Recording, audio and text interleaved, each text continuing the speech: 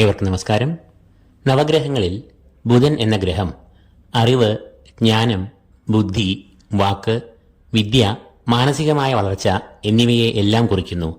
ബുധൻ പ്രതികൂലനായാൽ ആ സമയത്ത് വ്യക്തികൾക്ക് പലതരത്തിലുള്ള വിപത്തുകൾ, ദുഃഖം, മാനസിക വിഭ്രാന്തി, ശത്രുത, ശുഭകർമ്മങ്ങൾക്ക് വിഘ്നം, വാത, പിത്ത, കഫജന്യ രോഗങ്ങൾ എന്നിവ നേരിടാം. ബുധൻ മാർച്ച് 7 തീയതി വ്യാഴാഴ്ച തന്റെ നീചക്ഷേത്രമായ മീനരാശിയിലേക്ക് പ്രവേശിക്കുകയാണ്. തുടർന്ന് മാർച്ച് 25 വരെയും ബുധൻ മീനരാശിയിൽ തന്റെ നില തുടരും.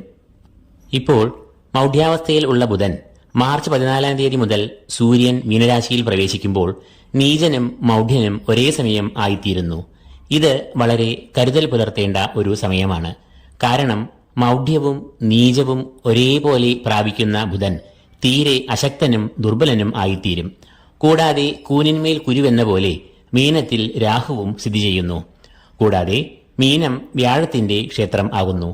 ആ വ്യാഴം ബുധന്റെ ശത്രുവും ആകുന്നു.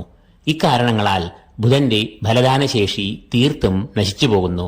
ഫലദാനശേഷിയില്ലാതെ വരുന്ന ഗ്രഹം ഗുണം ചെയ്യുകയില്ല എന്ന് മാത്രമല്ല, ദോഷഫലങ്ങൾ നൽകുവാനും സാധ്യത ഉണ്ട്. ബുധന്റെ ഈ നീചാവസ്ഥ അശ്വതി മുതൽ ആയില്യം വരെയുള്ള നക്ഷത്രജാതരെ എങ്ങനെയെല്ലാം ബാധിക്കും എന്നാണ് ഇന്ന് ഇവിടെ ചർച്ച ചെയ്യുന്നത്. ആദ്യമായി മേടക്കൂറിൽ വരുന്ന നക്ഷത്രങ്ങളായ അശ്വതി, ഭരണി, കാർത്തികകാൽ എന്നീ നക്ഷത്രങ്ങൾ എടുക്കാം. ഈ രാശിജാതരുടെ 12ാം ഭാവത്തിലേക്കാണ് ബുധൻ നീചനായി പ്രവേശിക്കുന്നത്.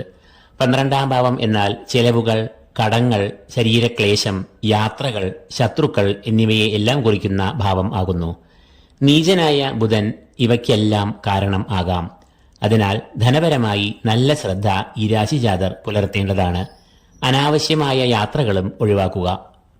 ഔദ്യോഗിക രംഗത്ത് ശത്രുക്കളുടെ ശല്യം ഉണ്ടാകുവാൻ സാധ്യത ഉള്ളതിനാൽ ഒരു കരുതൽ പുലർത്തണം. ഈ രാശിജാതരുടെ 3ാം ഭാവാധിപനായ ബുധൻ 12ാം ഭാവത്തിൽ നിൽക്കുന്നത് സഹോദരന്മാർക്ക് ദോഷം ചെയ്തേക്കാം. ഇവരുടെ 6ാം ഭാവാധിപൻ കൂടിയായ വ്യാഴം 12ൽ നിൽക്കുന്നത് അധിക ചെലവുകൾക്ക് കാരണം ആകും. അതേ തുടർന്ന് കടം വാങ്ങാനുള്ള പ്രവണതയും സൃഷ്ടിച്ചേക്കാം. സന്താനങ്ങളുടെ പഠനം, പരീക്ഷകൾ എന്നിവയിലും ഇക്കാലത്ത് തികഞ്ഞ ശ്രദ്ധ പുലർത്തണം. രണ്ടാമതായി ഇടവക്കൂർ.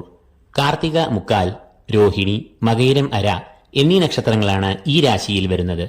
ഇടവക്കൂറുകാരുടെ 11ാം ഭാവത്തിലേക്കാണ് ബുധൻ നീചനായി പ്രവേശിക്കുന്നത്. അവിടെ രാഹുവും ഇപ്പോൾ നിൽക്കുന്നു. ഇത് ഈ രാശിജാതർക്ക് ഏറ്റവും ഹിതകരമായ ഗുണഫലങ്ങളെ നൽകുന്നു.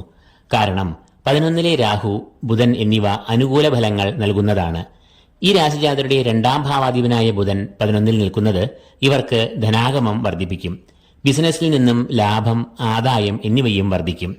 ബുധൻ ഇവരുടെ വാക്കിന്റെ അധിപതി കൂടിയാകയാൽ ഇവരുടെ ജനസമ്മിതി ഇക്കാലത്ത് കൂടുന്നതാണ്. ഈ രാശിജാതരുടെ സന്താനഭാവമായ 5ാം ഭാവത്തിന്റെ അധിപൻ കൂടിയാണ് ബുധൻ.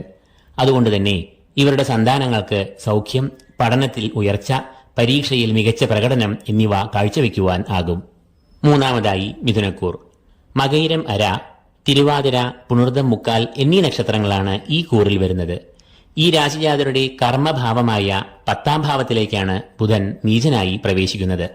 ഈ രാശിജാതരുടെ അധിപനായ ബുധനാണ് കർമ്മഭാവത്തിലേക്ക് പ്രവേശിക്കുന്നത്. എന്നാൽ ബുധന് നീചാവസ്ഥ ആയതിനാൽ സമ്മിശ്രമായ ഫലങ്ങൾ ആയിരിക്കും ഇവർക്ക് അനുഭവത്തിൽ വരിക. തൊഴിൽപരമായി അനുകൂലമായ ഫലങ്ങൾ ഉണ്ടാകാം. അതേസമയം തൊഴിലിൽ ഉത്തരവാദിത്വം കൂടുന്നത് ടെൻഷൻ കൂട്ടാം. ജോലിഭാരവും കൂടിയേക്കാവുന്ന സമയമാണ് ഇത്. വലിയ തോതിൽ ധനം നിക്ഷേപിച്ചുള്ള ബിസിനസ് സംരംഭങ്ങൾക്ക് ഈ സമയത്ത് നിൽക്കരുത്. സന്താനങ്ങളുടെ പഠനത്തിൽ മികവ്, ഏകാഗ്രത എന്നിവ ഉണ്ടാകും. ആരോഗ്യ പ്രശ്നങ്ങൾ വന്നാൽ പരിശോധനകൾ വെച്ച് നീട്ടുവാൻ പാടില്ല. നാലാമതായി കർക്കിടകക്കൂർ. പുണർദം കാൽ, പൂയം, ആയില്യം എന്നീ നക്ഷത്രങ്ങളാണ് ഈ രാശിയിൽ വരുന്ന നക്ഷത്രങ്ങൾ. ഇവരുടെ ഭാഗ്യഭാവമായ 9ാം ഭാവത്തിലേക്കാണ് ബുധൻ പ്രവേശിക്കുന്നത്. ഇത് പ്രതികൂലമായ ഫലങ്ങൾ ഇവർക്ക് നൽകും. 11ൽ രാഹു ഇപ്പോൾ നിൽക്കുന്നത് തന്നെ ഇവരുടെ ഭാഗ്യത്തിന് മങ്ങൽ ഏൽപ്പിക്കുന്നു. അവിടെ നീചനായ ബുധൻ കൂടി വരുമ്പോൾ ഭാഗ്യസ്ഥിതി പൂർണ്ണമായും മറയുന്ന ഒരു അവസ്ഥയിൽ എത്തിച്ചേരും. നേട്ടങ്ങൾക്ക് തടസ്സം, കാര്യതടസ്സം, കാര്യവിഘ്നം, പരാജയം എന്നിവ ഇക്കാലത്ത് നേരിടാം. എത്ര പ്രവർത്തിച്ചാലും അതിനനുസരിച്ചുള്ള ഒരു അംഗീകാരമോ പ്രശംസയോ ഒന്നും കിട്ടുവാൻ സാധ്യത ഇല്ല. വരുമാനത്തേക്കാൾ ചെലവ് ഉണ്ടാകും. ഔദ്യോഗിക രംഗത്ത് പ്രതിസന്ധികൾ, ശത്രുക്കൾ എന്നിവ ഉണ്ടാകാം. പിതാവിന് ആരോഗ്യ പ്രശ്നങ്ങൾ ഉണ്ടായേക്കാം. ശരീരസുഖം, മനസ്സുഖം എന്നിവയും ഏറെ കുറയുന്ന സമയമാണ് ഇത്. അപ്പോൾ ബുധന്റെ നീചാവസ്ഥയാൽ അശ്വതി മുതൽ ആയില്യം വരെയുള്ള നക്ഷത്രജാതർക്ക് മേൽപ്പറഞ്ഞ ഫലങ്ങൾ ചാരവശാൽ അനുഭവപ്പെടാം. ബുധദോഷശാന്തിക്ക് അധിഷ്ഠാന ദേവതകളായ ശ്രീകൃഷ്ണനെയും മഹാവിഷ്ണുവിനെയും ഭജിക്കുക, നന്നായി ധ്യാനിക്കുക. ദോഷങ്ങളുടെ കാഠിന്യം അനുസരിച്ച് സുദർശനമൂർത്തി, നരസിംഹം എന്നീ ഉഗ്രമൂർത്തികളെയും ഭജിക്കാവുന്നതാണ്. സുദർശനമൂർത്തി, നരസിംഹം എന്നിവരെ ഭജിക്കുവാനുള്ള ശ്ലോകങ്ങൾ ഈ വീഡിയോയുടെ ഡിസ്ക്രിപ്ഷൻ ബോക്സിൽ കൊടുത്തിട്ടുള്ളത് കാണുക. അത് വിശ്വാസപൂർവ്വം ഭക്തിയോടെ ചൊല്ലുക. ഇതോടുകൂടി ഈ എപ്പിസോഡ് ഇവിടെ അവസാനിക്കുന്നു. ഏവർക്കും വേണ്ടി പ്രാർത്ഥിക്കുന്നു. നന്ദി, നമസ്കാരം.